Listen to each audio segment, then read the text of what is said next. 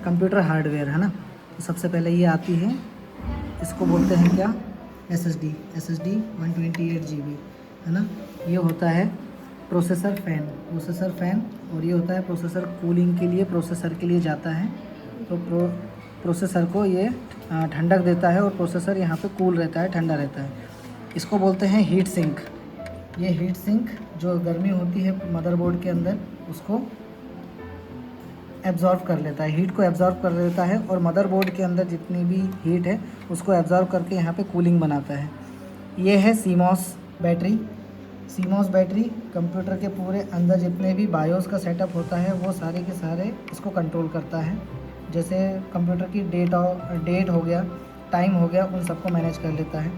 फिर उसके बाद ये वाईफाई कार्ड है, वाईफाई अडाप्टर। यहाँ से एक इसके ऊपर मैक एड्रेस लिखा रहता है, इसका हार्डवेयर एड्रेस है।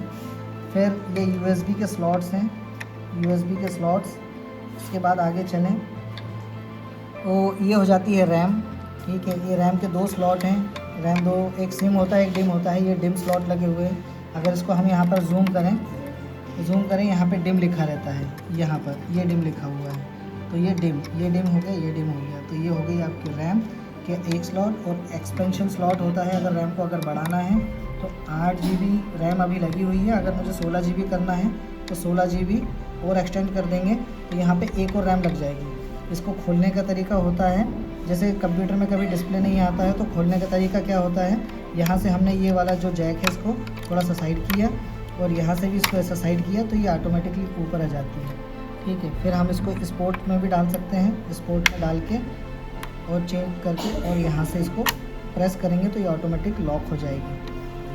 और अगर डिस्प्ले जैसे कभी नहीं आता है तो रैम को साफ़ करके और हम इसको वापस लगा देते हैं तो डिस्प्ले आना स्टार्ट हो जाता है। फिर आगे आते हैं, ये है हार्ड डिस्क है। हार्ड डिस्क में ये साटा केबल जो आई हुई है, देखेंगे यहाँ पे साटा केबल लिखा हुआ है, तो ये साटा केबल है। ये साटा केबल यहाँ से लग के मदरबोर्ड के साथ इनबिल्ट हो जाती है। इसी के नीचे लगा है राइटर, CD राइटर यहाँ से साटा केबल के थ्रू मदरबोर्ड से यहाँ से कनेक्टेड रहता है। अगर इसमें कुछ रिपेयर करना है या फिर अगर हमको हार्ड डिस्क चेंज करनी है, राइटर चेंज करना है, इस केबल को यहाँ से डिस्कनेक्ट किया जाता है। डिस्कनेक्ट करने का तरीका, यहाँ से स्क्रू ड्राइवर लेते हैं और यहाँ से इसको थोड़ा सा ऊपर कर देते हैं। ये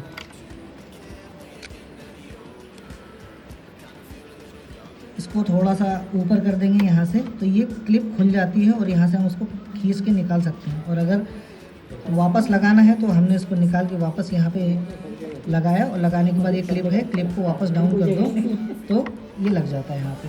ठीक है, ये पावर सप्लाई आई हुई है यहाँ पे और ये ईथरनेट पोर्ट है, ईथरनेट पोर्ट, ये HDMI पोर्ट, ये भी HDMI पोर्ट, और यहाँ से पावर सप्लाई पूरी की पूरी मदरबोर्ड में गई हुई है। ठीक है, अब इसके पास जो पेरिफेरल लगे हुए हैं, एक कैमरा लगा हुआ है। ठीक है, ये कैमरा है, ये कैमरे को मदरबोर्ड से कनेक्ट कर देते हैं।